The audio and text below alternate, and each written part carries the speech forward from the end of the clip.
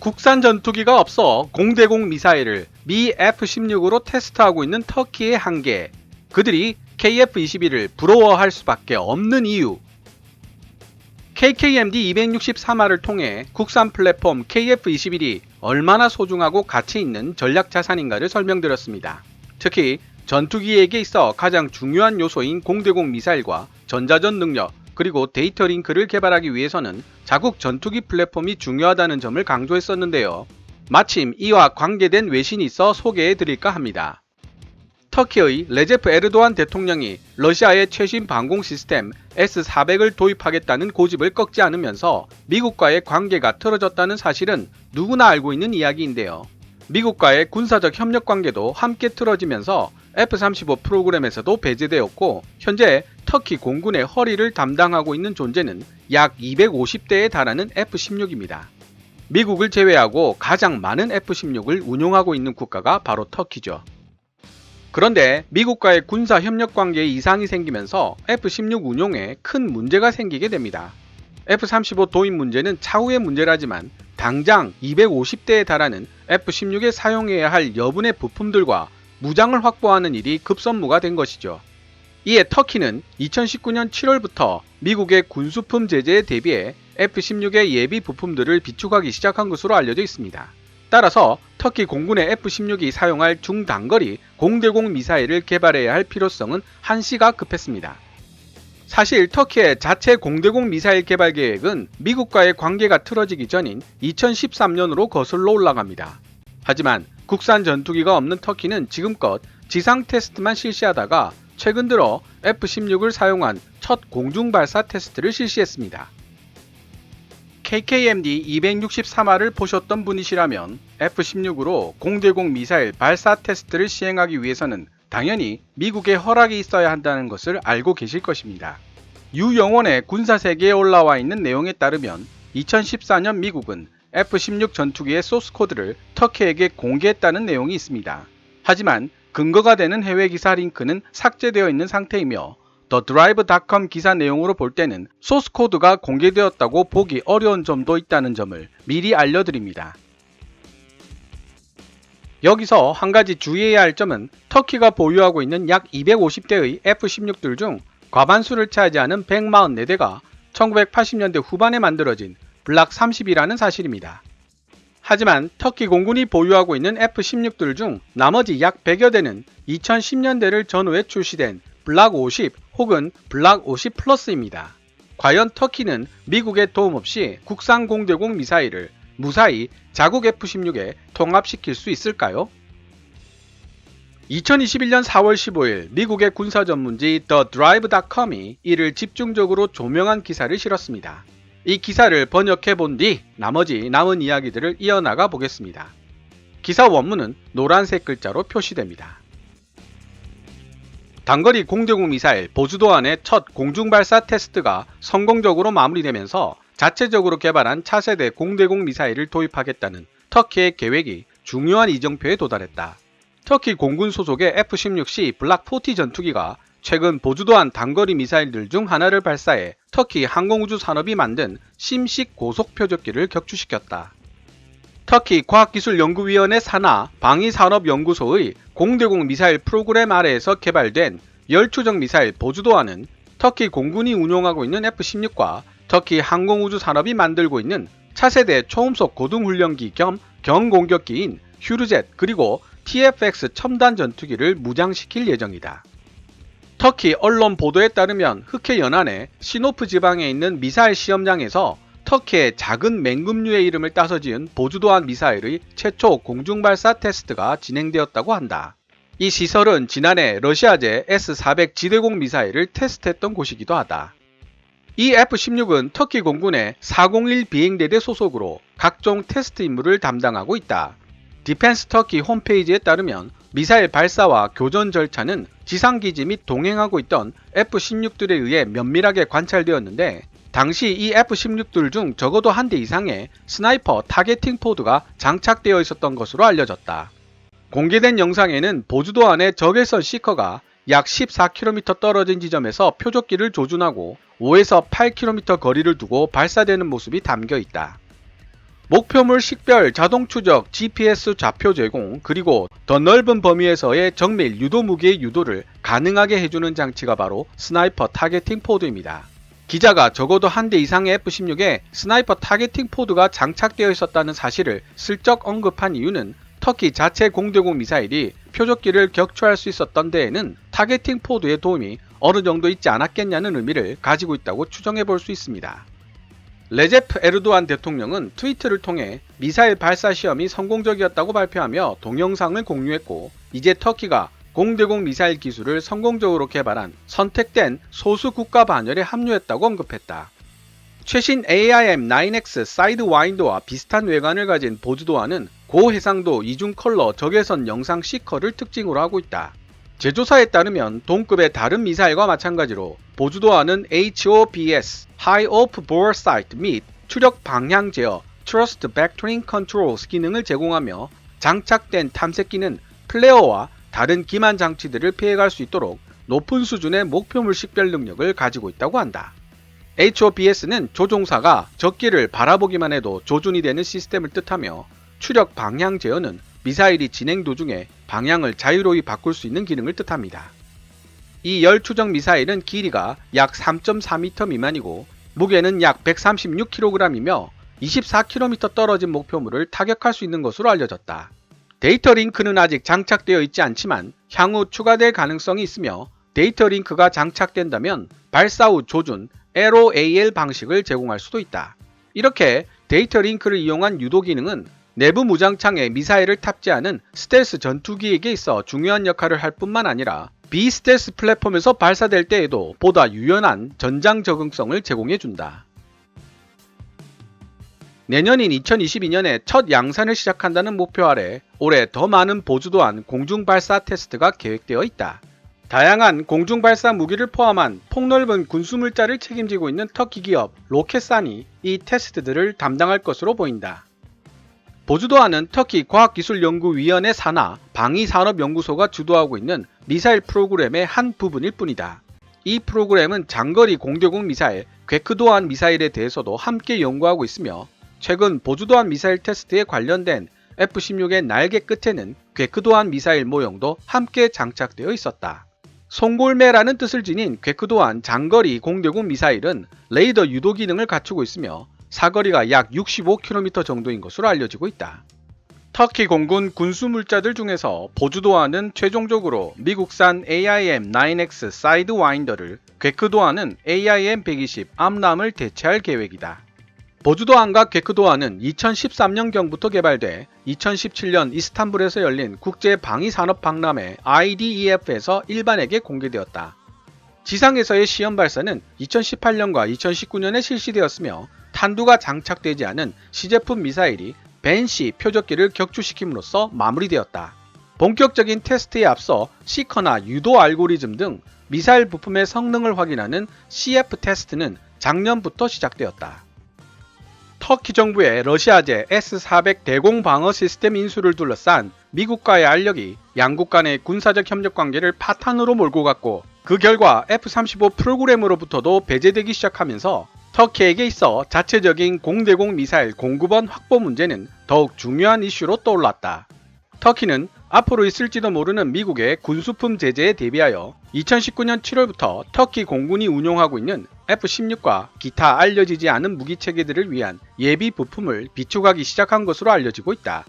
같은 해 미국의 하원 의원들은 F-16과 CH-47F, 치누크 중화물 수송 헬기, UH-60 블랙호크 다용도 헬기 등을 구체적으로 언급하며 터키에 대해 취하게 될지도 모르는 여러 행동 방침을 규정한 강제력 없는 결의안에 합의하기도 했다.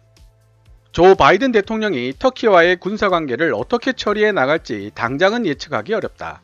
비록 터키 정부에게 러시아 대공방어 시스템 S-400을 포기하라는 요청을 계속하고는 있지만 미국의 강경한 태도가 예전보다 적어도 조금은 누그러지고 있는 것이 아니냐는 분석을 하게 만드는 조짐들이 있다. 어찌되었든 앞으로 꽤 긴 시간 동안 터키 공군의 중추 역할을 해야 할 F-16에 자체 개발한 신형 공대공 미사일을 성공적으로 통합시키는 작업은 많은 난관에 직면하게 될 것으로 보인다. 터키의 군사 전문지 디펜스 터키는 보주도한 공대공 미사일의 첫 공중발사 테스트가 그 어떤 항전 장치 업그레이드도 받지 않은 구형 F-16에서 이루어졌다는 사실을 지적했다. 업그레이드가 전혀 되어 있지 않은 구형 F-16 전투기에 장착되어 있는 임무 컴퓨터 또한 오래된 구형이기 때문에 터키가 공대공 미사일 통합을 위한 소스코드에 접근할 수 있었지만 훨씬 더 현대화된 전투기들, 예를 들면 F-16 블락 52와 52 플러스와 같은 전투기들에게 있어서 생산국 미국의 도움 없이 공대공 미사일 통합 작업에 성공하기란 거의 불가능에 가깝다. 현대적으로 업그레이드 되지 않은 구형 F-16 블락 30과 블락 40 전투기에 터키제 보주도한 궤크도한 미사일을 통합하는 작업에는 큰 어려움이 없겠지만 레이더로 유도되는 궤크도한 미사일을 블락 52 플러스와 같은 신형 전투기에 통합하는 것은 특히 어려운 작업이 될 수 있다. 그 이유는 궤크도한 같은 레이더 유도용 무기는 AN/APG-68 레이더로부터 비행 중 표적물에 대한 업데이트를 지속적으로 받아야 하기 때문이다. AN/APG-68 레이더는 F-16CD 블락 25부터 사용되기 시작한 레이더로 초기형인 AN/APG-68V1부터 후기형인 AN/APG-68V9까지 출시되어 있습니다. 2010년 이후로 출시된 F-16 블락 52 플러스부터 AN/APG-68V9 레이더를 장착하고 있는 것으로 알려져 있으며 그 다음 버전인 F-16EF부터 AN/APG-80A4 레이더로 넘어가죠. 따라서 이 기사 내용으로 봤을 때 보주도한 궤크도한 미사일은 구형 전투기에만 장착이 가능할 것으로 보입니다. 최소한 시작 단계인 지금은 터키의 새로운 공대공 미사일들이 오래된 구형 전투기에만 장착 가능하다는 분명한 한계점을 지니고 있다. 하지만 터키 항공우주 산업에 의해 수행되고 있는 수명 연장 프로그램 덕분에 터키 공군이 보유한 구형 F-16의 기체 수명은 12,000시간으로 늘어나게 되었고 덕분에 이들은 예상보다 더 오랜 기간 동안 현역으로 활약할 수 있게 되었다. 실제로 터키 항공우주 산업 타이의 수명 연장 프로그램은 1987년에 납품되기 시작해 가장 오랫동안 사용되어 온 F-16 블락 30에 그 초점을 맞추고 있다. 이들은 터키가 자체 기술로 만든 공대공 미사일 통합의 가장 이상적인 기체들로 여겨진다. 터키가 만든 단거리 공대공 미사일 보주도한과 중거리 공대공 미사일 궤크도한 모두 해외 고객들의 관심을 끌 가능성이 있다. 터키는 나날이 정교해지고 있는 고급 무기체계와 그 하위 시스템을 만들어 공급하는 국가로서 확실하게 자리를 잡은 상태이며 현재 국제 공대공 미사일 시장이 꽤 혼잡한 상황이지만 터키의 미사일들은 미국이 지정한 특정 국가들에 대한 방산 기술 및 서비스 이전을 제한할 수 있도록 제정된 국제 무기 거래 규정 ITAR의 규제 대상이 되지는 않을 것으로 보인다. 터키 항공우주 산업이 구상하고 있는 초음속 고등훈련기 휴르젯과 TFX는 아직 개발 단계에 있지만 구매 가능성이 있는 해외 고객들에게 터키산 공대공 미사일을 이들 기체에 통합시켜 옵션으로 제공할 수 있다는 점도 상당한 어드밴티지가 될 것이다. 자국 전투기에 국산 공대공 미사일을 통합시키는 데 성공한다면 터키는 전술기와 관련 무기체계를 완벽하게 제공할 수 있는 몇 안 되는 선택된 국가 그룹에 진입하게 될 것이다. 전술기 관련 무기체계에는 공대공 미사일 외에 정밀 유도 공대지 미사일도 포함되며 이들 중 일부는 꽤 긴 사정거리를 지니고 있다. 보주도한과 궤크도한은 터키가 보유한 F-16들의 작전 활동에 더 많은 독립성을 제공해 줄 수 있을 뿐만 아니라 터키 방산기업들이 새로운 영역으로 사업 분야를 확장시켜 나갈 수 있도록 도와줄 수 있을 것이다. 그러나 생산국인 미국의 도움 없이 터키가 자국 F-16들의 이러한 신형 무기들을 통합하는 작업이 과연 얼마나 성공할 수 있을지는 앞으로 시간을 두고 지켜봐야 알 수 있는 일이다. 지금까지 2021년 4월 15일 미국의 군사 전문지 TheDrive.com에 게재된 터키 자체 공대공 미사일 개발에 관한 기사를 번역해 보았습니다. 이 기사를 통해 터키 고유의 중단거리 공대공 미사일 보주도한과 궤크도한이 제대로 된 성공을 거두기 위해서 무엇보다 필요한 조건 중 하나가 바로 TFX의 완성이라는 주장이 왜 설득력을 가지는지 시청자 여러분들도 이해가 되실 겁니다. 구형 F-16처럼 미국의 도움 없이 터키 자체 미사일을 통합시킬 수 있는 사례도 있지만 구형이라는 말 자체가 앞으로 오랫동안 사용할 수 없으며 신뢰성을 담보하기 어렵다는 뜻이 됩니다. 신형 F-16에 통합시키기 위해서는 미국의 동의를 받아 소스 코드를 얻어야 하는데 이는 미국과 터키 간의 외교 관계가 좋을 때도 달성하기 어려운 목표입니다. 하물며 양국 사이의 외교, 군사적 협력 관계가 최악인 지금은 말할 것도 없지요. 그렇다면 터키 스스로 신형 F-16의 소스 코드를 알아내던지 아니면 이 기사가 지적하고 있듯이 TFX를 완성시켜 터키산 공대공 미사일을 통합시키는 방법이 남습니다. F-16의 잔여 수명이 그리 길지 않다는 점을 생각하면 TFX에 통합시키는 방법이 훨씬 장기적인 대안이 되겠죠. 또한 이 기사에서 기자는 자국 전투기에 국산 공대공 미사일을 통합시키는 데 성공한다면 터키는 전술기와 관련 무기체계를 완벽하게 제공할 수 있는 몇 안 되는 선택된 국가그룹에 진입하게 될 것이다 라고 지적하고 있습니다. 이 문장에서 터키라는 단어 대신 대한민국을 집어넣어 보면 어떻게 될까요? KF-21 전투기에 국산 공대공 미사일을 통합시키는 데 성공한다면 대한민국은 전술기와 관련 무기체계를 완벽하게 제공할 수 있는 몇 안 되는 선택된 국가그룹에 진입하게 될 것이다 가 됩니다. 미국의 경제 전문지 포브즈가 했던 이야기와 일맥상통하는 내용이 되죠. 터키가 자체적으로 공대공 미사일을 개발하는 과정에서도 드러나듯 스텔스, 네트워크 그리고 전자전 성능에서 F-35A보다 뒤떨어지는 국산 KF-21이지만 그 진정한 가치는 바로 이 플랫폼으로서의 역할에 있다고 할 수 있습니다. 하지만 현재 터키가 제시하고 있는 TFX 개발 일정을 살펴보면 상당한 무리수가 엿보입니다. 미국의 군사 전문지 디펜스 뉴스가 2021년 3월 21일에 게재한 기사를 살펴보면 터키 정부는 4년 뒤인 2025년에 TFX의 첫 비행 테스트를 하고 2029년에 터키 공군에 실전 배치시킨다는 계획을 발표하고 있기 때문입니다. 이 계획은 과연 얼마나 현실성이 있는 것일까요? 2021년에 시제기가 나온 KF-21도 2026년부터 실전 배치시킨다는 계획을 세우고 있지만 이는 모든 것이 정말 순조롭게 진행되었을 때의 이야기입니다. KF-21에도 1, 2년 정도의 시간 지연이 발생할 가능성도 배제할 수 없습니다. 그만큼 전투기 개발에는 여러 가지 변수가 발생할 가능성이 크기 때문이죠. 여러 사안들을 감안해 봤을 때 아직 엔진 선정도 하지 못한 TFX가 실물로 등장할 시기는 터키 정부의 계획보다 훨씬 더 지연될 가능성이 매우 높습니다. 엔진이 정해져야 실질적인 설계 과정으로 들어갈 수가 있기도 하고요. 일부 밀리터리 매니아들 사이에서 터키 TFX에 우크라이나 엔진이 들어간다는 이야기도 돌고 있지만 2021년 3월 21일 디펜스 뉴스 기사 내용을 살펴보면 터키에 도입되는 우크라이나 엔진은 T-929 공격 헬기를 위한 것이지 TFX를 위한 엔진은 아니라는 사실을 알 수 있습니다.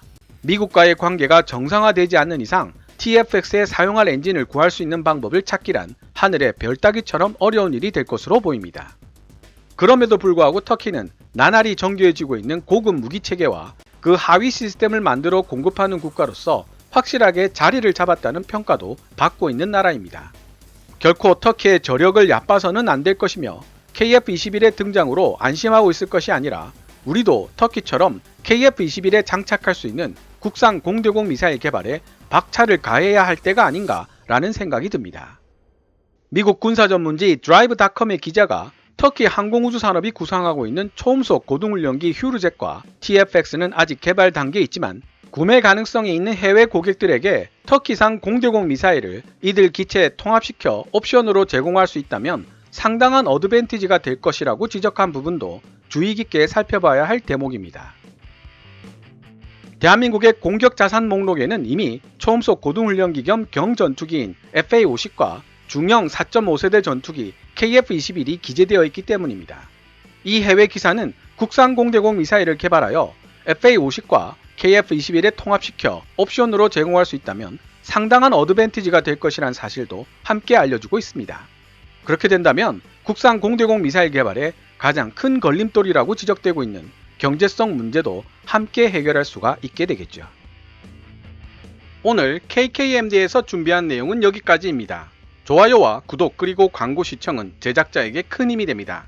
KKMD 유료 커뮤니티 채널 멤버로 가입해 주시면 조금 더 빠른 영상 시청이 가능하고 영상 제작 후원도 하실 수 있습니다.